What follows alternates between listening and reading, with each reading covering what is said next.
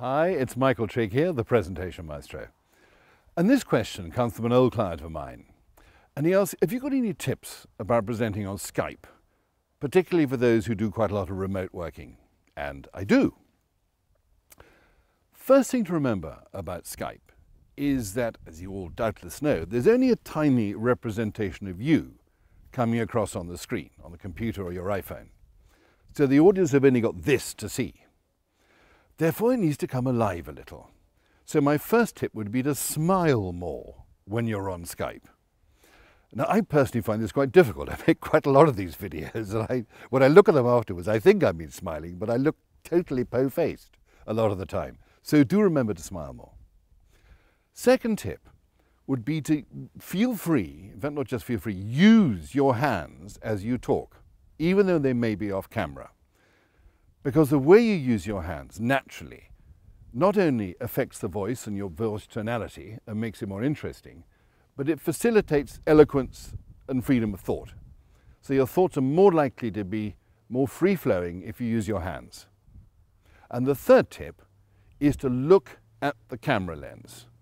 That tiny little glass black dot, that's where you need to be looking. And the biggest mistake a lot of people do is to look at the screen of the iPhone or the computer, because they can see the other people there. But that's not where they are. They're actually through that lens. So if you're communicating on Skype, when you're talking, look directly into the lens. Now I'd like to broaden this a little, since I've got the opportunity, to talk about video conferencing. And this normally happens in a boardroom or even in a small theatre environment, when there are cameras pointing at you, but also broadcasting around the world to offices in Delhi or Sydney or New York. And the biggest mistake I think people make when video conferencing is they forget the camera and they just look at the audience in the room or the theatre. You've also got audiences, if they're tuning in through video conference, in Bombay and Berlin and Cape Town. So look at the camera. Find out where the cameras are so you can look at them.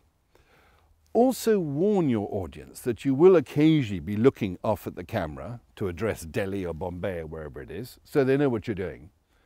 And then those audiences abroad will feel more involved and more engaged in what you're saying because you will be looking at them and your face will appear on the screen looking at them. So that's one really important tip I give for video conferencing.